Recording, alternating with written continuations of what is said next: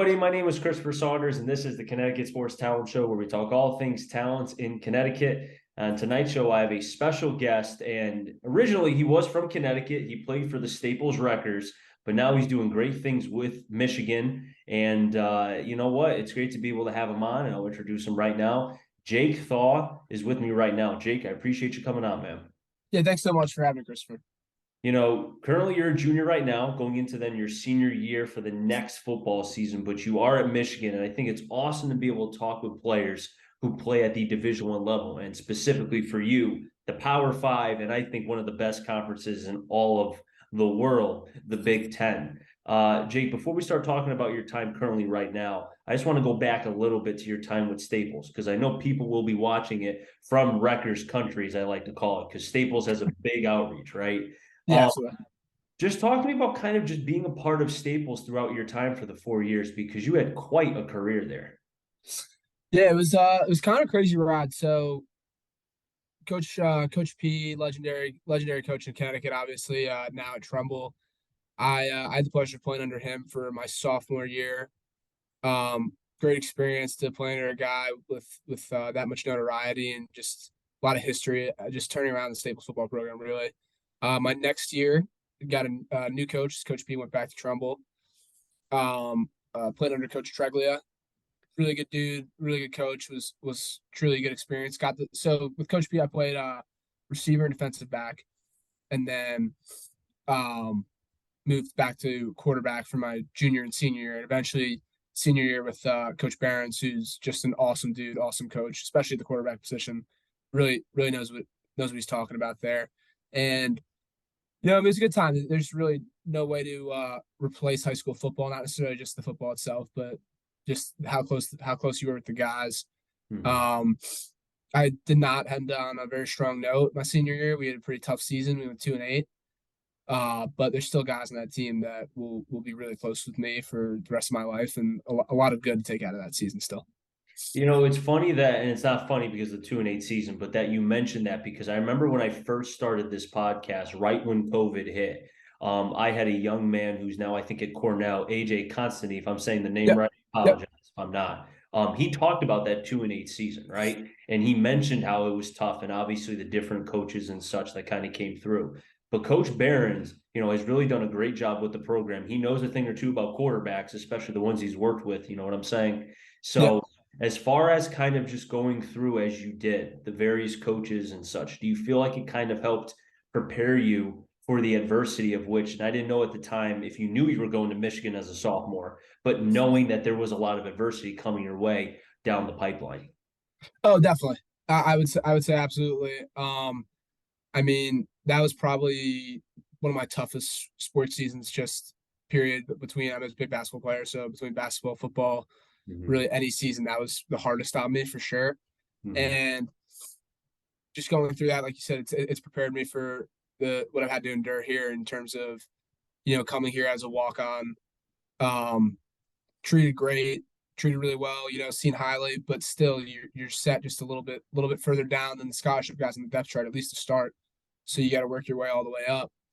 I mean, the competition here is incredible. So you're battling every single practice feels like the Super Bowl for you because you have to have a great practice in order to move yourself up that depth chart. And then additionally, my sophomore year tore my ACL, so missed an entire season, got set back an entire season. So I think that 2-8 season was definitely a good primer for what I've had to go through here. Um, I wouldn't trade it. I really wouldn't because I've learned a lot and a lot of things that I'll be able to take forward with me and just learn from.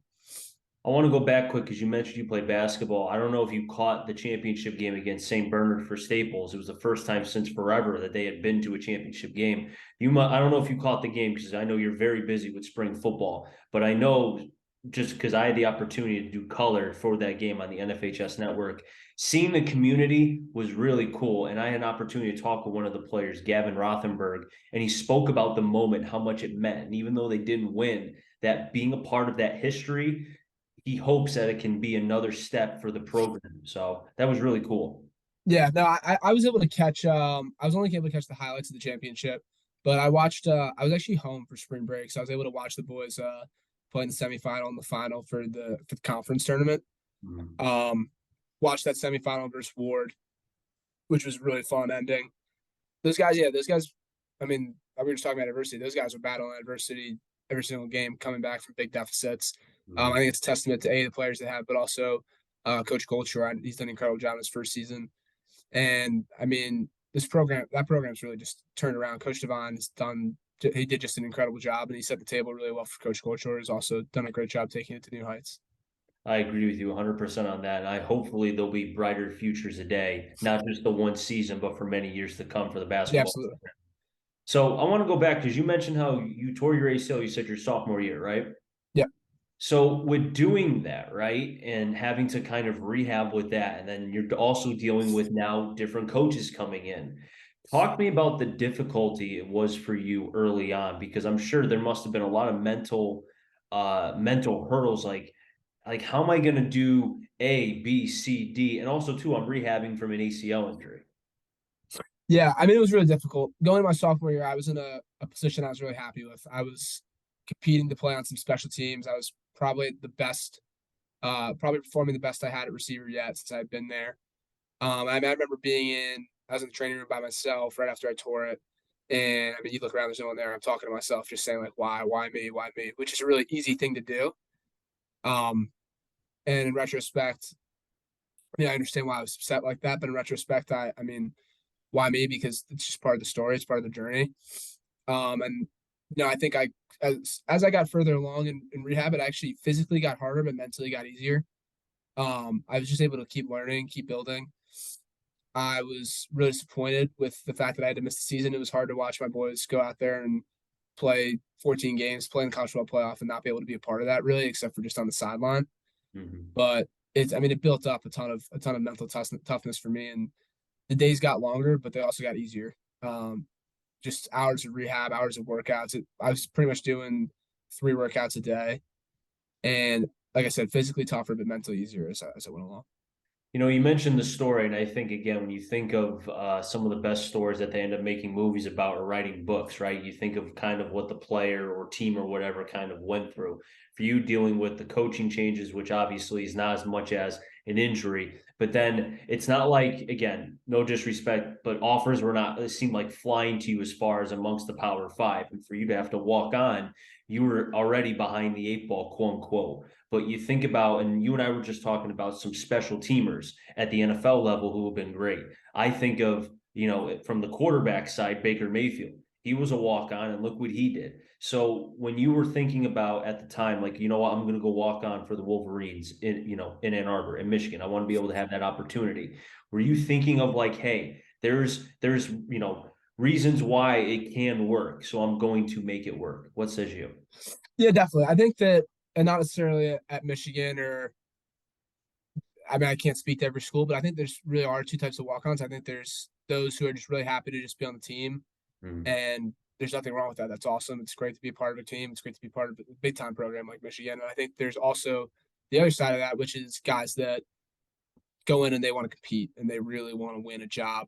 And my goal when I was being recruited, like you said, it's not disrespectful at all because it's the truth. I had certainly didn't have any division like Power Five offers flying my way. I had some lower level Division One and a few D3.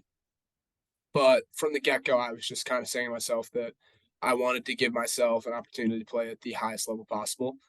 And I knew that once I got to that level, then my work would reflect my work might reflect my performance and just my positioning on the depth chart. So that was kind of always the plan was get to that, like I said, just get to the highest level possible. Mm-hmm. And guys like Baker Mayfield, great motivation. I mean, I've seen he's got I think it's a 6 episode, 5 episode documentary on kind of his journey, and that was pretty inspirational for me. Another guy like Hunter Renfro walked on to Clemson, ends up catching a game-winning touchdown in the national championship. Now he's got a big contract for the Raiders. So there's plenty of role models to look after, and I think what's been tough for me is just differentiating between, especially with Renfro, just he plays the same position, is modeling my game after Renfro, wanting to be like Hunter Renfro, but also being myself and just trusting that what I can do is good enough. And I don't need to be Hunter Renfro. I need to be Jake Thaw and work hard. And that, like I said, my performance will reflect that. All it takes, and I truly believe this because it's right place, right time, right? You can make the case that Patrick Mahomes, if he was let's say he was with the Jets or my Cowboys, he would be nowhere close to what he is. But he went to the right coach, went to the right ownership, pardon me, went to the right GM and all that. You know, you hit the checkpoints and you've got yourself something, right? And you mentioned Renfro, right? He went to the right, although the Raiders are kind of but he's talented enough to kind of overcome that. And I think for you, and we'll talk about this later on, but I think again, if you have the opportunity and it's the right place, right coach, right system, right ownership, I feel like the building blocks are there, man, for you. I appreciate that. Yeah, like you said, it's all about timing. It really is all about timing. Just finding the right the perfect fit. Especially, I mean, I know myself. I don't run 4.3. I don't jump 40 inches in the air. I'm not 6'4". So the physical traits aren't necessarily going to pop out at you. But when you have a guy that is really good with the intangibles, has a motor like myself that's willing to push myself to the highest limit. It's just all about finding the right fit.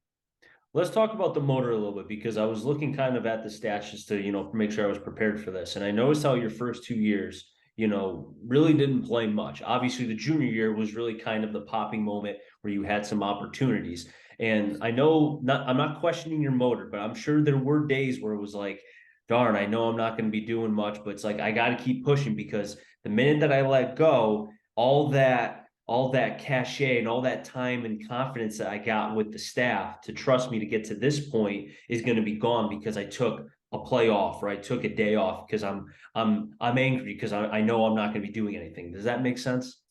Yeah, no, it does. Like you're saying, there's definitely even last season going into weeks, going into games, knowing my moments, it's probably not happening. It's I'm not going to play today, or I'm not going to be make the big catch. And I mean that's tough because I watch guys that are really close to me go out there and live out their dreams.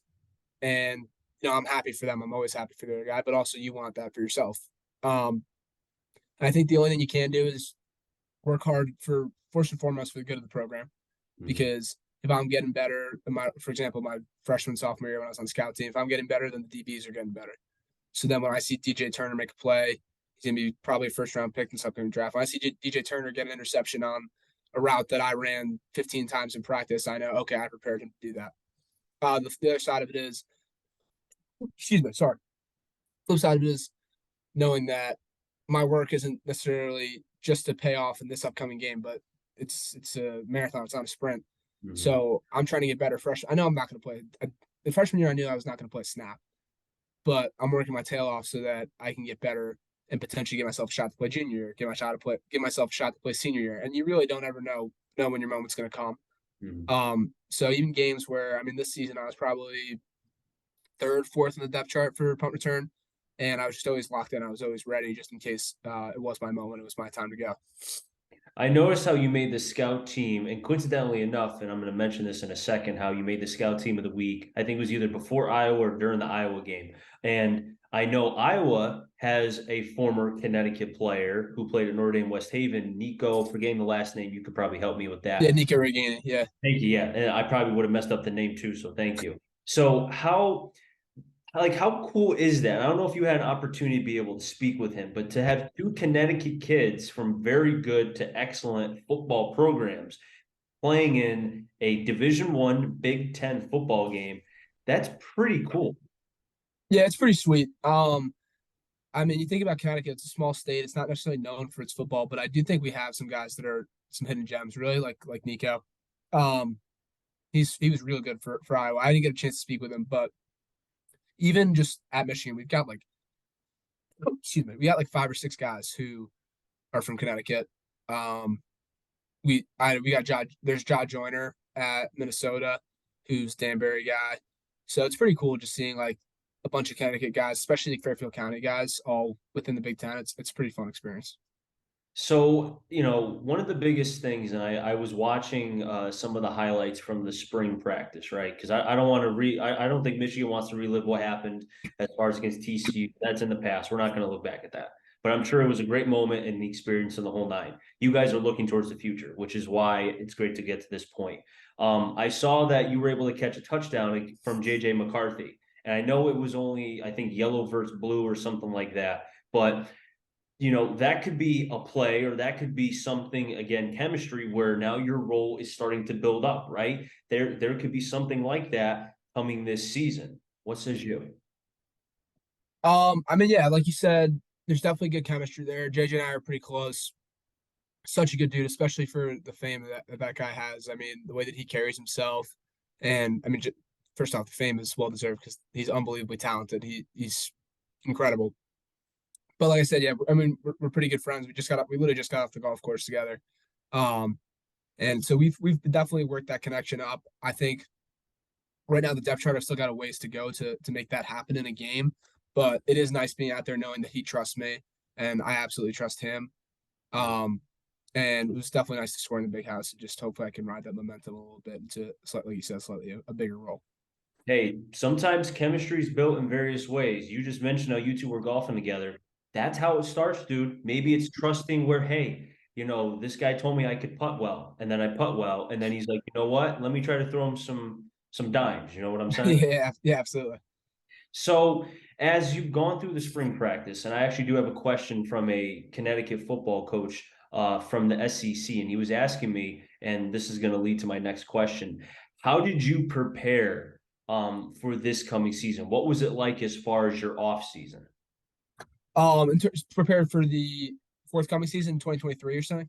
This one coming up, correct? As far as Oh, how did you prepare for that with everything going on? yeah. So we played on New Year's.